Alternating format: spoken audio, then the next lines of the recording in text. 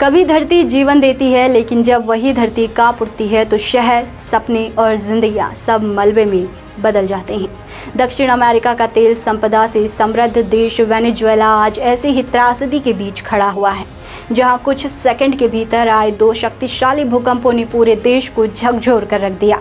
दक्षिणी अमेरिकी देश वेनेजुएला इन दिनों अपने आधुनिक इतिहास की सबसे बड़ी प्राकृतिक आपदाओं में से एक का सामना कर रहा है। राजधानी काराकास और उसके आसपास के क्षेत्रों में तबाही का ऐसा मंजर देखने को मिला जिसने पूरी दुनिया का ध्यान अपनी ओर खींच लिया। महज 45 सेकंड के अंदर आए 7.2 और 7.5 तीव्रता के दो शक्तिशाली भूकंपों ने हजारों इमारतों को नुकसान पहुंचाया, कई भवनों को धराशायी कर दिया और लाखों लोगों को भय और अनिश्चितता के माहौल में धकेल दिया। अमेरिकी भूवैज्ञानिक सर्वेक्षण यानी USGS ने अपनी प्रारंभिक PAGR जोखिम आकलन रिपोर्ट में चेतावनी दी है कि इस आपदा का असर बेहद गंभीर हो सकता है। मॉडल आधारित अनुमान के अनुसार मृतकों की संख्या 10,000 से 1 लाख के बीच पहुंच सकती है। हालांकि ये स्पष्ट करना बेहद जरूरी है कि ये केवल संभावित जोखिम आकलन है, न कि आधिकारिक मौतों का आंकड़ा। फिलहाल सरकार ने दर्जनों मौतों और सैकड़ों घायलों की पुष्टि की है, जबकि हजारों लोग अब भी लापता बताए जा रहे और राहत अभियान जारी है। भूकंप का सबसे ज्यादा असर राजधानी काराकस, लागुआइरा और आसपास के इलाकों में देखा गया। कई बहुमंजिला इमारतें क्षतिग्रस्त हो गई, कुछ पूरी तरह ढह गईं, सड़कें टूट गई, बिजली व्यवस्था प्रभावित हुई और कई स्थानों पर संचार सेवाएं भी बाधित हो गईं। लोगों ने जान बचाने के लिए घरों और कार्यालयों से बाहर निकलकर खुले मैदानों में शरण ली है। कई परिवार पूरी रात सड़कों पर गुजारने को मजबूर हुए। इस स्थिति की गंभीरता को देखते हुए सरकार ने पूरे देश में आपातकाल घोषित कर दिया है।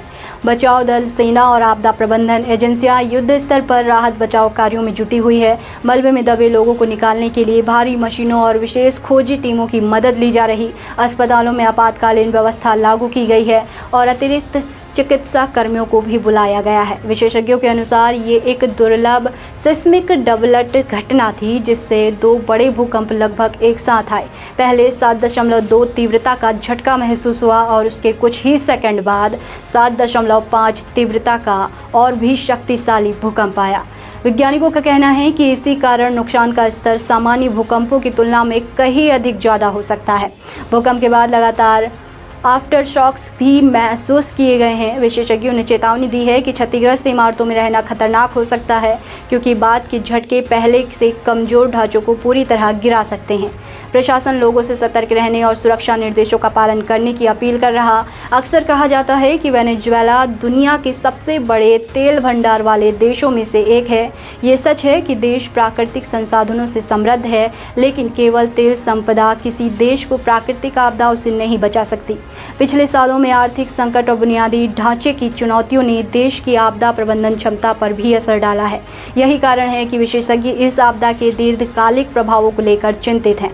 दुनिया भर से मदद और संवेदनाओं के संदेश आने शुरू हो गए हैं। कई देशों और अंतर्राष्ट्रीय संगठनों ने राहत सामग्री, चिकित्सा सहायता और बचाव विशेषज्ञ भेजने की पेशकश भी की है। आने वाले दिन वेनेजुएला के लिए बेहद महत्वपूर्ण होंगे, क्योंकि वास्तविक नुकसान का आकलन अभी बाकी है और कई इलाकों तक राहत दल पूरी तरह नहीं पहुंच पाए हैं। धरती के कुछ सेकंड के कंपन से लाखों लोगों की जिंदगी बदल गई है। टूटे हुए घर, बिखरे हुए सपनों और अपनों की तलाश में भटकते परिवारों की तस्वीरें इस त्रासदी की भयावहता को बयां कर रही। आज पूरा वेनेजुएला उम्मीद और संघर्ष के बीच खड़ा है, जबकि दुनिया की निगाहें वहां चल रहे राहत बचाव कार्य अभियान पर टिकी हुई हैं।